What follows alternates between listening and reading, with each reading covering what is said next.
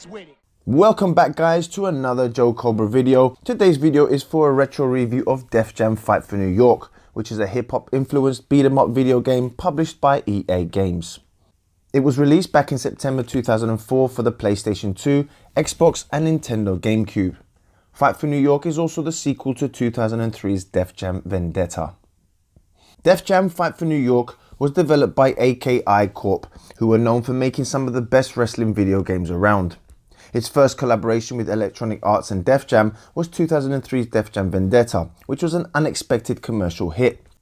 So with EA realizing they had a big hit, they got the wallet out and gave us Def Jam Fight for New York, which would go on to be an even bigger hit and what is now an all-time classic that is still loved by many fans today.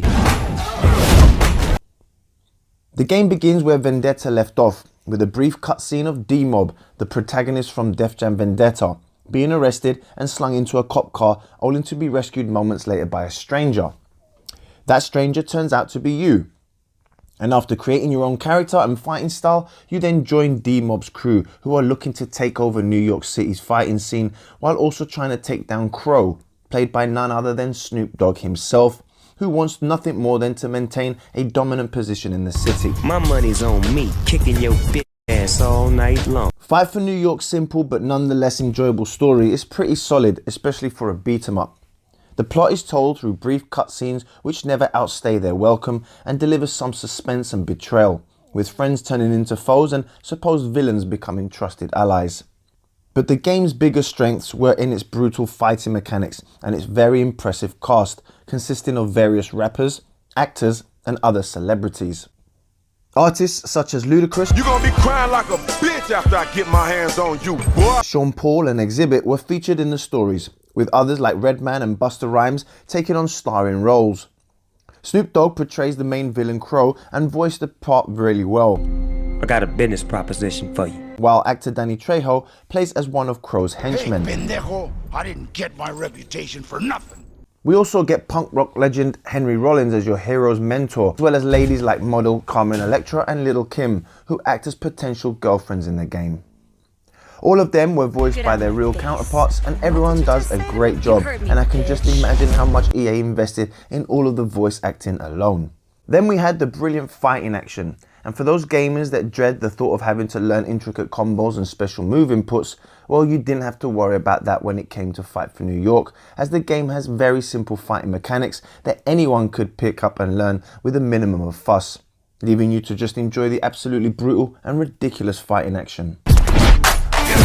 Along with a range of fighting styles, melee weapons and fun environmental interactions, there is a ton of options for bringing the pain to your opponent, from punches to the face to devastating roundhouse kicks and bone-crunching wrestling moves.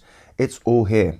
You can also use various weapons scattered around the arena like pool cues and beer bottles, which are always fun to break on your opponent's head. Each arena, whether it be a crowded bar or a parking lot, they all provide you with more ways to dish out the pain on your foes. There were also certain parts of the levels that you could use to inflict even more pain, and if you were fighting in the metro level, you could push them onto the rails right before a train arrived, which was very satisfying indeed. The 5 different fighting styles meant plenty of combat options too. Players could punch their way through the story as a street fighter or use submissions to break an opponent's will to fight. Better yet, you could eventually learn multiple styles, creating your perfect brawler. And then there were the spectacular blazing finishing moves that would end your opponent in brutal fashion once their health was low enough. These moves were a spectacular way to finish an opponent and were accompanied by the sounds of snapping bones and tendons, and they were always a joy to watch.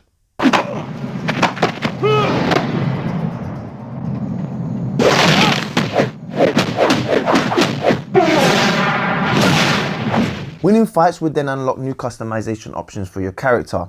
These range from clothing and jewellery to impressive tattoos covering entire limbs. And as you progressed, more advanced and cool looking pieces of apparel became available. Even famous clothing brands such as Reebok and Jordan could be purchased in-game, which was a real nice touch. You even had Jacob and Co jewellery among the game's many accessories, with the main man himself, Jacob, acting as one of the vendors. It was super cool stuff like this that made Fight for New York really stand out. And with so many renowned hip-hop artists on the roster, there was only one genre of music that was going to make up the soundtrack. And much like the classic Need for Speed Underground 1 and 2, Def Jam Fight for New York featured an excellent track list. Among the ones I remember were Let's Get Dirty by Redman, Make It Hurt by Busta Rhymes and Mother Mother by Exhibit, as well as more rap stars like Sticky Fingers and Fat Joe, borrowing some of their hit tracks along with Joe Budden's Walk With Me, which would fittingly play during the game's end credits. But that was just the tip of the iceberg, with many others appearing in the game, including the OG himself, Mr. Ice-T, getting in on the action too. The soundtrack was obviously pure heaven for anyone into hip-hop music, just like myself. The soundtrack, the super fun fighting mechanics, and an amazing cast of characters, and a very cool storyline, Fight for New York had it all, and then some.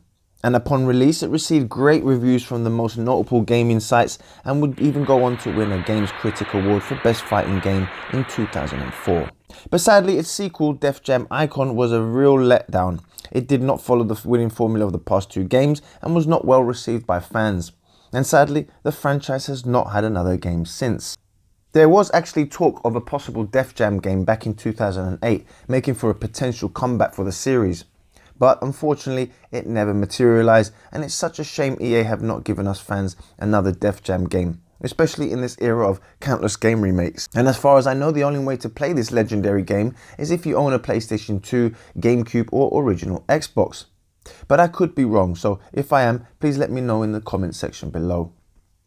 Either way, Def Jam Fight for New York is the perfect game for beat 'em up fans and fans of 80s and 90s hip hop, and I really do highly recommend you grab yourself a copy on eBay or Amazon.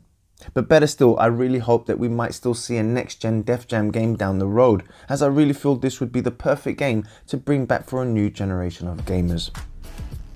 As always guys, thank you so much for taking the time to watch my video. I hope you enjoyed it. Please don't forget to subscribe.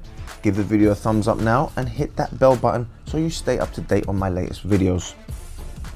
All the best guys, thank you again, take care, and I will catch you all on the next Joe Cobra video.